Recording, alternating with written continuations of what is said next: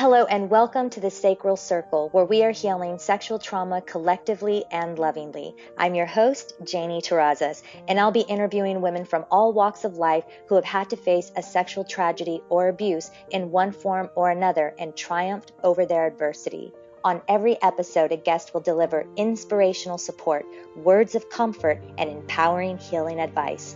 They'll courageously share how their experiences impacted their lives and what led them to face and conquer the blockages that kept them from fully reconnecting to their inner power and divine feminine sacredness. Be sure to subscribe to my podcast, The Sacral Circle. Just search The Sacred Stories on iTunes. To learn more about my coaching and healing services, visit janieterrazas.com. I want to thank our beautiful listeners for joining us today on The Sacral Circle, the self-love haven where we leave judgment at the door. And today I have the lovely Angela Rae Clark. She is a writer, speaker, and coach. She's learned that everything in life can be improved with more love and acceptance. Her specialty is helping people unravel the mysteries of their patterns and dysfunctions. She then guides them on how to write the new story and imagine something more than they ever dreamed possible.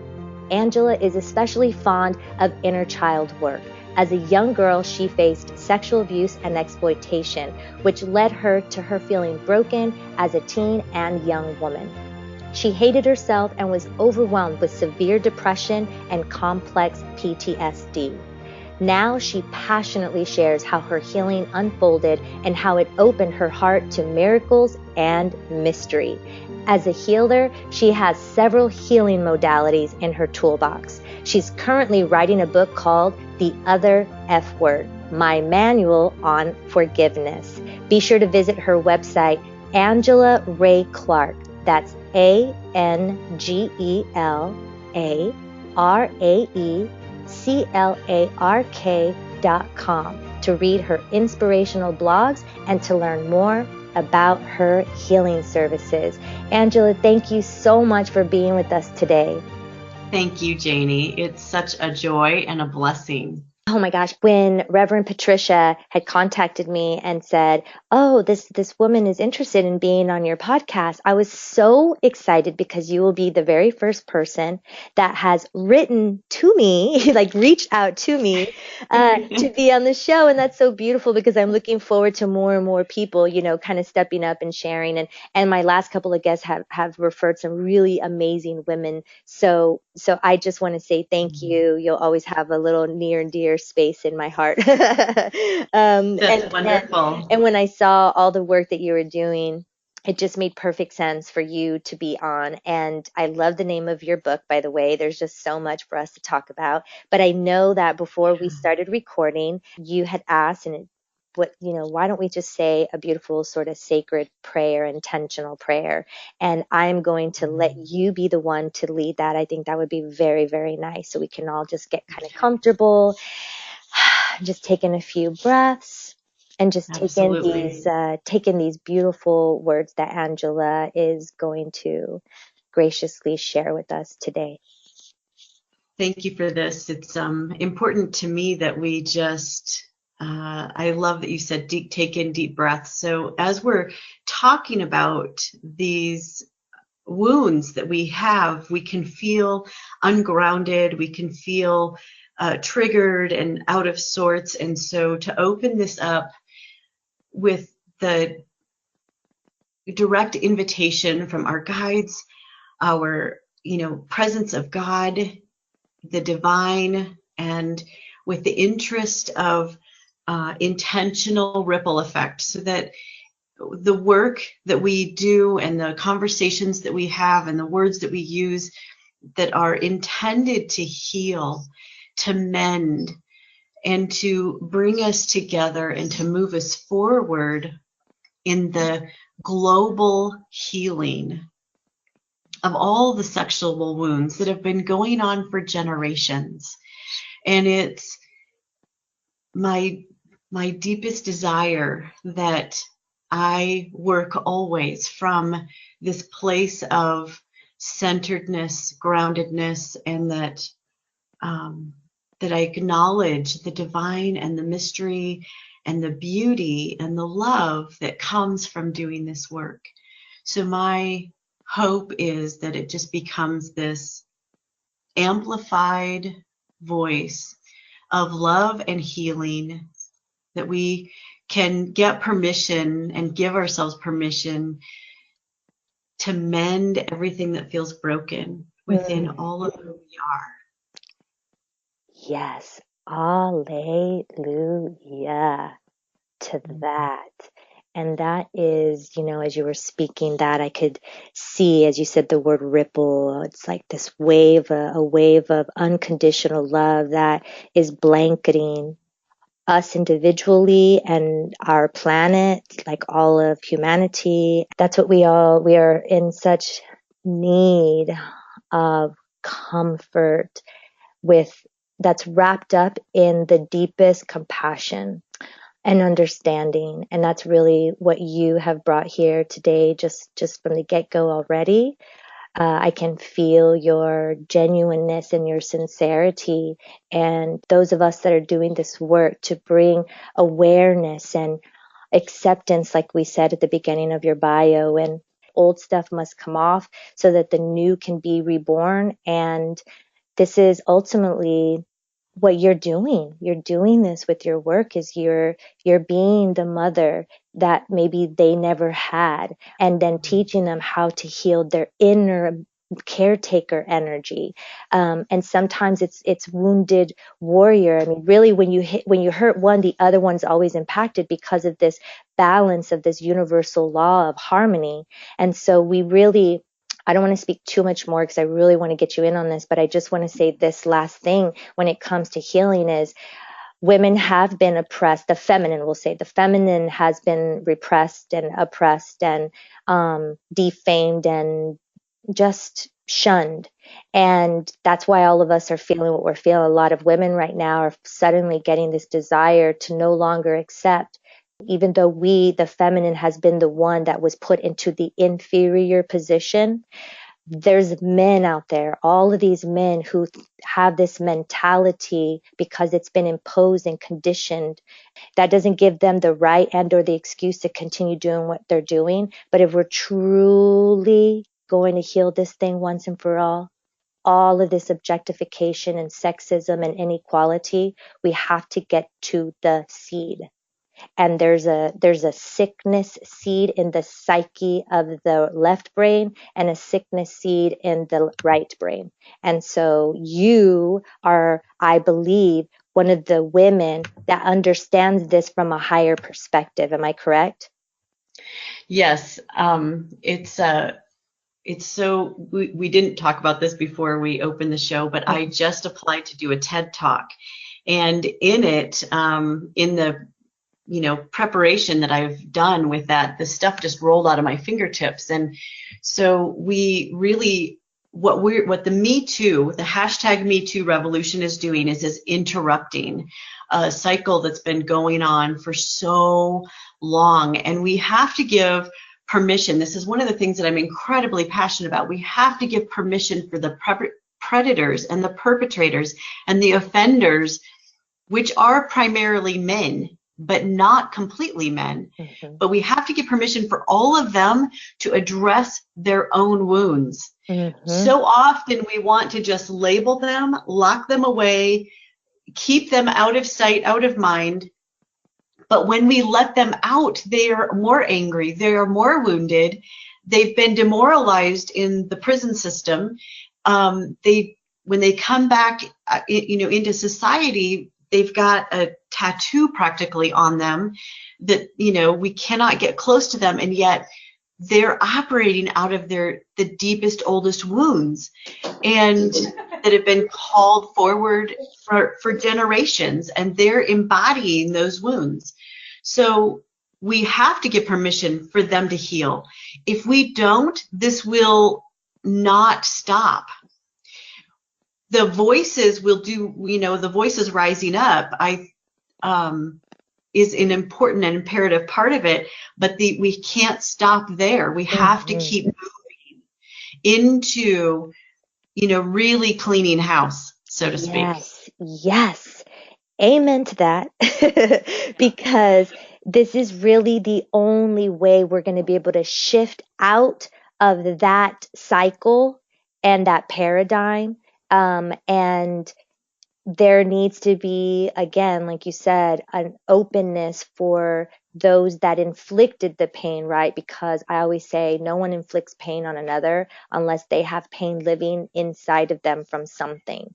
And Absolutely. and so this is really more about a rehabilitation and an allowance of these individuals to have a place or a space to be able to go to and have somebody guide them through that process so that they can cry out what they need to cry out or scream out what they need to scream out and break free from what they need to break free from. Otherwise, like you said, this type of system we currently have isn't really serving us because they're even more agitated and in more pain than when we first put them in there. And the way they project their pain bodies for some is to impose pain on another through, sexual assault or incest or, molestation or whatever, however it shows up for them. For some people, it's murdering people. You know what I mean? Right. Yes. This is all just, repressed, misunderstood rage and hurt. Yes. And so I like that you put it that way and that you understand this, because this is where the real work is at. Yeah. So the last thing that I will add is that it's an abuse of power. And when we put people in prison, that's another abuse of power. Oh, you're so right. Yeah. And so that's why it perpetuates the pain rather than heals the pain. Prison is and locking people up is just stripping away. We think that we're stripping away their power, but we've heard the stories about what goes on in prison. Mm-hmm. And so within those walls, they still need to use their power. They still have this raging power struggle. And until we go in and address that, and it's just not going to the deepest roots. Mm-hmm. So I'm happy to share my story, and I'll share it a little bit in the very, very beginning. So when I was 22, I started going to a therapist because I was pregnant and I was terrified of becoming a mother. So in that talk therapy, it was a couple of years into it, I had a second therapist, and she said, in the industry, we've got these checklists, and I'd like you to look at this checklist. And she had asked me a bunch of questions about my childhood, and I really had no answers. I had no memories of my childhood prior to the age of 8. And she just kept saying, I think that there's something there. And I was resistant to it because at the time, it was like our repressed memories were really a taboo subject. And my perception in my youthfulness and in my denial, I guess, I just kept thinking, I can't imagine that there'd be something I didn't remember. We didn't have really good language back then to talk about trauma brain. And, it was still early on in the acknowledgement that we would repress things in a way of self-protection. So I resisted doing any hypnotherapy that she was guided, that's what she was recommending. And that was really the only tool. It was before we really understood that the body contained these things and somatic memories could help things emerge, and that breath work might be a vital thing, and really mainstream medical doesn't necessarily understand this. However, I've been blessed to find physical therapists that understand it, MDs and DOs that actually understood it so I'll get to that in a little bit. But I had a repetitive dream. It started when I was about 28, I think. And for 14 years, I had this dream. So I'll share it because it's just so it very much embodies, if anybody else is having repressed memories, I think they'll identify with this, with the feelings and sensations. So in the dream, I'm an adult, and a little girl who's about 3 comes over and takes my hand and takes me over to a wall. And I look at this wall, and it's my entire life is represented on this wall. The birth of my children, my marriage, my education, my friends, just like every single detail. Like my life is just in pictures on this wall, but it's also in puzzles. It's a puzzle, and there's a piece missing down in the lower right-hand quadrant. And that piece represented my first 8 years. So she pulls this, she's the owner of this piece, this little girl that's about 3. She pulls it out and she reaches it up to me without saying a word. She beckons me down to look at her, this puzzle piece that's in her hands, and she's imploring me to remember what's on this piece. And then I realize there's this energy of chaos over this entire puzzle. So while there's all this, all of my relationships and friendships and connections, and but there's chaos over it. And that's exactly how in waking life I would describe my life, is that it always had all this chaos around it. So she places this puzzle piece into its proper place in the lower right-hand quadrant, and the chaos disappears. But what happens is that there's a string from that puzzle piece to every thing on that, in that picture. Yes. Yep. So it had influenced and impacted everything. So every morning when I would wake up and I would remember, oh my goodness, I had that dream again, the only thing I wouldn't remember was what the content of that puzzle piece was. So for 14 years, it was like my body was trying to tell me, my brain was trying to tell me that there is a missing piece here.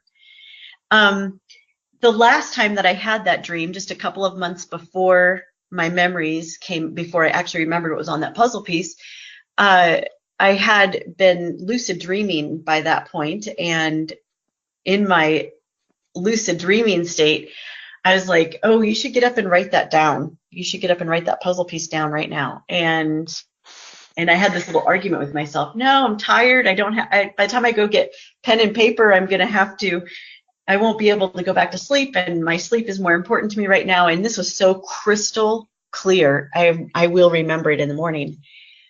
And I did not remember it the next morning. But what happened a short time later was that I had a physical pain in my shoulder.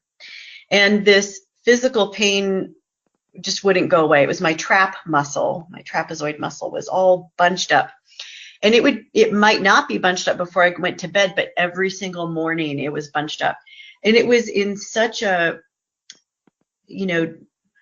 state that I would oftentimes be nauseous in the morning. And so my daughter, who was in high school, I'd be driving her to school, and I would just ask her to pinch that muscle to release it as hard as she could. And then that would make the nausea go away, but not the pain itself. So this pain persisted for 3.5 months, and I had a chiropractic friend, a massage therapy friend, a couple of energy workers, and nobody could solve it. And so finally, out of frustration, I stomped my foot, and I just said, okay, God, what's next? I have no idea where else to go, and I have no idea what this is about, but I need your help. I need to know what's next. So within a day or two, I had a person that I'd met earlier in the year. He emailed me and said, hey, if you come in and do this modality that I do, and I'll treat you for free if you promote me on your radio show. I had a web-based radio show at the time. And so I said, okay, this is it. And so I went in, and it was through this somatic body work. He did something that he called spinal tuning, and he took tuning forks on different points of the body, And then my job was just to lay there and ask my body to tell me the story, to unwind, to unravel, to open up. And I went there for probably 6 months, actually, maybe even 8. I don't know. And the body memories started coming out. And I knew right away that I was reliving rape. And it took a while. It took a few months before. So in the early days of this, this is an actual big gift. I see it as a gift. So I'm going to tell this other little story, and then I'll pause and we'll see where we want to go next. But the person that was raping me was there energetically. I had a visual of their body, but their face was shadowed, blacked out. I didn't know who it was. So I was just going along with it, like, okay, I just need to clear it from my body. I'm shattered and broken that this is coming out, and yet I'm understanding how it's the thing, how it's that puzzle piece that I'd been not remembering for 14 plus years. So when during a couple of my sessions, I was very attuned to this person, the rapist, the volume of self-loathing that he had, and his inner pain and his inner turmoil was so massive and so intense that I actually, in those sessions, I had more compassion for him than I did for myself. Because the volume of angst that he carried was so massive that I just went, oh my God, I can't imagine trying to live life with that. And I also understood that he was coming to, like, he wanted every time to be the last time. He didn't like what he was doing. He didn't love himself at all. In fact, he despised himself. So that is a gift, because from that moment on, as I worked through this, I understood that I was also going to give permission for him to heal, because that's what gave me that, oh my God, the predators, the offenders, the perpetrators, they need permission to heal, because the weight of what they're carrying, the shame and the guilt, is so huge that they're not going to be able to live and breathe and move without releasing that.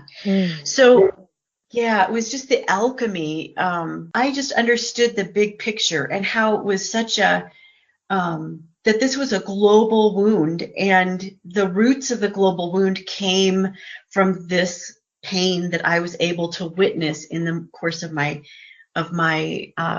sessions. Yes. So I'll let you add. Yeah, for sure. I'm right there with you when, as I've been going through all of, the process of my healing and understanding my pain bodies, trauma, etc., having that ability to see the person that hurt us, right, from that level of perspective, like a very high, very deep, very vast sort of inner eye at this individual's subconscious mind, their autobiographical story, and how and why they're showing up the way they're showing up, and getting a sense of what they were feeling. When you when you experience that, it's not just because you can be shown that information, but when you're open to receiving it and allowing it to be perceived with the unconditional eye, with the God source, like Christ-like eye, it does something to you inside. It releases you. And you're right. It is a holistic way of healing a cord, so to speak. So that's powerful stuff, and I mean, I guess that makes a lot of sense why you titled your book what you did. The other F Yes. word, the other F word that's so hilarious. Hey, these days, whatever you got to do to get people's attention, that definitely. And the last thing in the world that they're going to think it's going to be is forgiveness. So Right. it's a beautiful title, and I love that that's part of your life mission and your purpose and your work here at this time is to be one of those disciples for forgiveness and bring a 360-degree perspective to what that actually means and what that looks like. Yeah, it's so for me the forgiveness that it needs to be something. So often, like we have this old concept that we can walk into a confessional and we can say, okay, I'm going to forgive, my husband or my lover or my friend or whatever. And it's like we're just checking it off of our to-do list, and we might get a few, we have to do a few repetitions of something on our prayer beads or something. And then when you're done with that, you'll be done. And what for me, my healing process has been very visceral. My body has actually guided me. Whenever I've had body pain, that's my clue that something else is ready to be released. And up until then, I'd lived most of my life disconnected from my body. And maybe 10 years before this happened, I went to acupuncture, and the acupuncture brought me back into my body. And that was a vital step. I was in my body then. I was recognizing all this pain that I had and all this dysfunction in my body.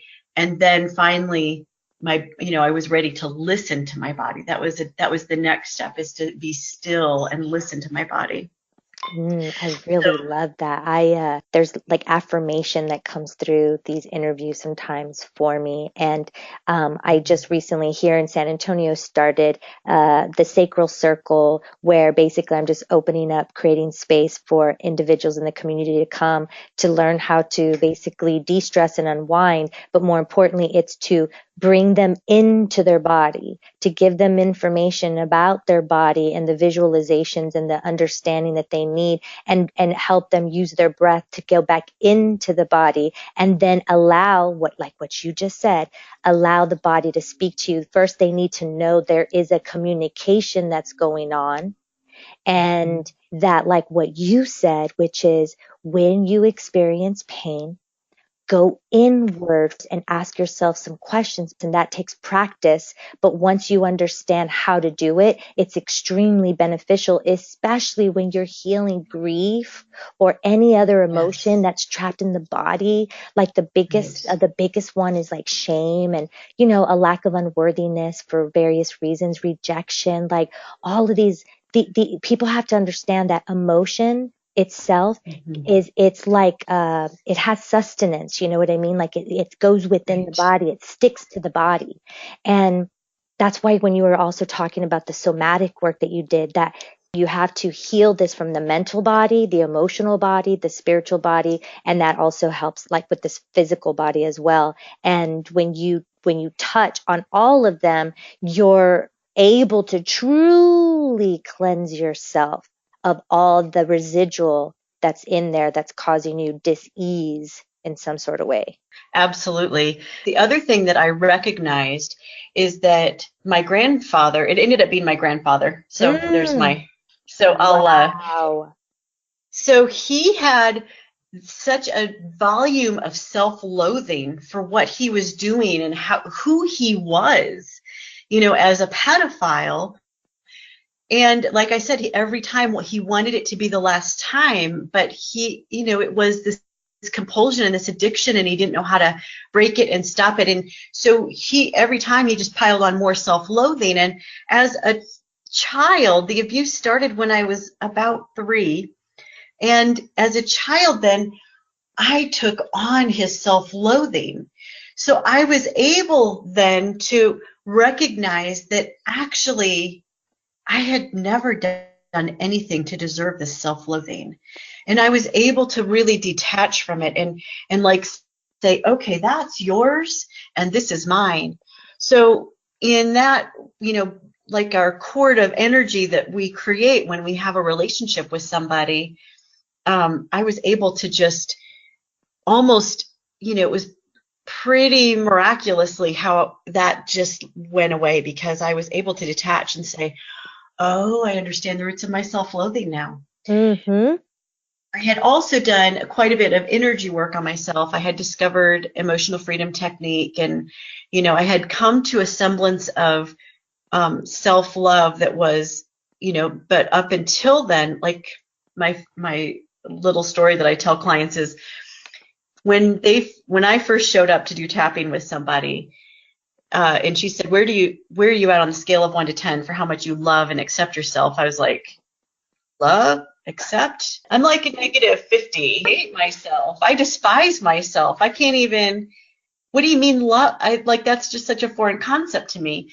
And so the phrase that we say in EFT, I deeply and profoundly love and accept all of who I am, she had to pull it out of me one syllable at a time amongst sobs. And the whole session was just about getting me to be even able to say the phrase without it being so disjointed and not, like being able to say it with a little bit more ease.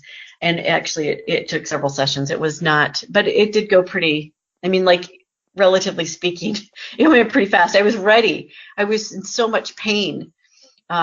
Yeah. This is something that I also use. And just recently, I went to this retreat in Austin, Texas, and there was a girl that facilitated the emotional freedom technique. There was probably about 25 of us in there. And this is extremely powerful work. I highly recommend it for those of you that are looking, again, considering other modalities to help self. You can obviously, Yes. Angela can help you with this, and or you guys can research this and find some video clips on YouTube so that you can start implementing it. But that sentence that you said, could you please say it one more time? The one that they standardly use, yes. which is the I deeply Okay. and profoundly. Please say that so that we can sit with that sentence for a moment, and then please tell me about this next beautiful part of your story. I deeply and profoundly love and accept all of who I am. Yeah, taking a deep breath and let that just wash over you. Yes. Oh, I love that. Thank you so much. Okay. That's in stark contrast to the pain of depression and the pain of suicidal thoughts and tendencies, and complex PTSD, which wasn't even a diagnosis in my 20s. My therapist, when I was still in my 20s, she diagnosed me with PTSD, but I don't think complex had been, established yet. Established. Thank you. That's the word. So, I went to see, so in my 20s, because I worked in the medical system at front desks, I was hooked up with the medical world. So I went to my doctor and said, I need an antidepressant. I'm hugely depressed. I'm not very functional, and I've got kids, and I need to show up better as a mom. And so I went to a couple of different psychiatrists who gave me different meds, but the meds would stop working for me, and I would find myself in search again. So finally, my therapist sent me to the psychiatrist that was a different kind of psychiatrist. And he spent more than 5 minutes with me. I don't remember if our appointments were 30 or 45 minutes long, but they were a lengthy amount of time. And he wanted to know how the meds were doing, but he also wanted to know what was going on in my life. And I remember he was just this grandfatherly soul, and my daughter, who was not walking even yet, she would be sitting on the floor in the office playing with blocks. And if I was crying and upset and talking, he would be bouncing her on his knee.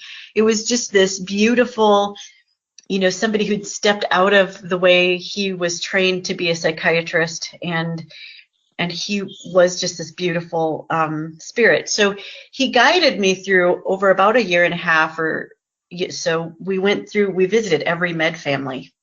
And at the end of the year and a half, none of the meds had stuck and none of them had worked. And he said to me as he discharged me from his care, there isn't a pill that will heal your broken heart. Say that again. There isn't a pill that will heal your broken heart. And I left his office going, a broken heart? What the heck am I supposed to do about that? I didn't know what he was talking about. I was not quite 30, and I had never been to a massage or a yoga class or anything that I looked at myself very much through the eyes of a fractured person, and I could only see different aspects of my life, but seeing myself as a whole person and as a heart that was broken into two or more pieces, I didn't understand these things. So it wasn't too long after that, Oprah was on after school one day and we hadn't gotten the channel turned quick enough to the next thing that my kids watched, and she had Dr. Oz on her show. Mm-hmm. And Dr. Oz was talking about his heart patients that if they go and make changes and address their broken heart, then they don't have any more heart attacks usually. But the people that stay stuck and they stay in the broken relationships or the broken job situations or the broken whatever, then they have repeat heart attacks. And that was my first, oh my gosh, he's talking about a broken heart. And that's what that doctor said I had. And maybe I can learn something here. So that was just like this opening, and it was the very beginning. And then, that was 20 years ago now. So now 20 years later, I completely understand what it means to have a broken heart versus a whole heart. So with that, I'd like us to just touch briefly on one of the things that I did very early on, and I, like in those early, before I even knew it was my grandfather, in the first sessions, I had already had a great understanding of what intentions and creating intentions did for us. And so I wanted to create intentions in my healing. And they're posted on my blog. So you can just go to the blog and then put in a search word of intentions, and you'll come up with this list. And it's one of the first things that I think people can benefit from, because, so mine are written and geared towards repressed memories that are emerging. And I really wanted to only visit the memories that I needed to visit to be able to heal this from every level. I didn't want to have to relive everything, because I didn't feel like that would be a good use of time. Mm-hmm. I like efficiency. And I think that's where I wanted the divine to come in, to be my co-creator in this, and to say, okay, I'm going to trust that you're going to guide me, and that my body can release multiple traumas at once, and that we can work through this faster rather than longer. And, it still took a couple of years for my memories to really solidify and for little different chunks to come out. It was, because of writing of the book, I've been going through and rereading my journals from those first 2 years, and it's not at all a straight line. It's completely non-linear, right? I really respect that you said that, because this is something that we need to remind people of as they go through this walk. It is twisty and windy and dark and light and awesome, and then and treacherous, and it's right. All beautiful, though. It's all beautiful, because just know that when you pop out, it's almost like rings of fire. And you can feel when you pop out of one of the rings of fire, and you're so proud of yourself, because you understand, like, what it took and what you went through. And then the beautiful thing that usually happens is you're so elated about it that oftentimes you will want to share it with others that are maybe going through something similar as you. And this part, when you do that, you once again are healing yourself because you're giving grace and thanks. You're using your pain to assist others on through their pain. You're not just harboring it. But then eventually you start to, the know thyself process is so beautiful and interesting. But the more curious you are about getting to your authentic self, you go through another ring of fire. There's another set of challenges, and there's deeper revelation. And then there's a higher, deeper awareness of why you show up the way you do. And you're like, oh, wow. And you have to have a lot of humility, and you have to have mercy. Some of this stuff, some of this can be a little bit uncomfortable, but it's all in the end, it's so worth it because it just equals liberation. Absolutely. I was just going to use the word freedom, and liberation is another beautiful word. And that's why, that is the beauty of why we do this work. And the other thing that's really prevalent in these first 2 years that I had, I'd gotten far enough away from it that I'd forgotten the volume of rage that I visited during the uncovering of this. And that was why forgiveness ended up being such a beautiful remedy for me, because in my processes of forgiveness, there were like that rage just melted away. And I had been driven by that rage for my entire life. It had been this undercurrent in how I operated. And anybody meeting me would never have guessed, because I was such a good person at masking it. And in my, spiritual awakening and the holistic, the know thyself aspect of life that I had turned to from about age 36 on, it was, I was letting go of it a little bit. But when I went through the forgiveness things that happened that were so divinely guided, I couldn't even begin to question. It was like, okay, I agreed to this, and yes, let's do it. Let's work my heart. And the heart chakra, it literally ate during some of these processes, and I knew that my heart was opening up. I understood in that work, I saw how the ways that unforgiveness was holding me back from myself, from being me.